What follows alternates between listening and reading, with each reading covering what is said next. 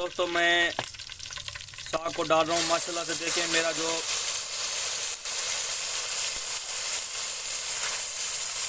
अदरक और लहसुन का पेस्ट है बिल्कुल ब्राउन हो चुका है।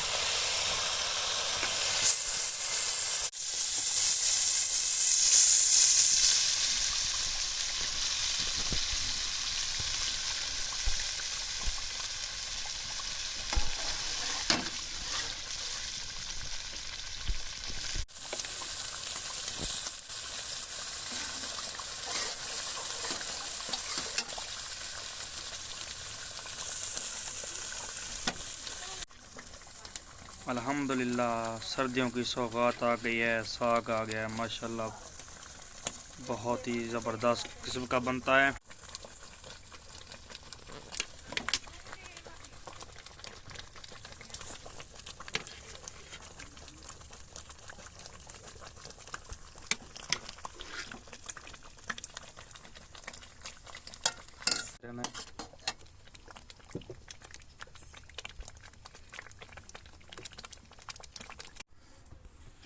अल्हम्दुलिल्लाह देखें दोस्तों, आज हम साग बना रहे हैं। सर्दियों की सौगात है माशाल्लाह से, बहुत ज़बरदस्त बनता है और अच्छे तरीके के साथ बनता है और बहुत ज़्यादा मेहनत इसमें होती है।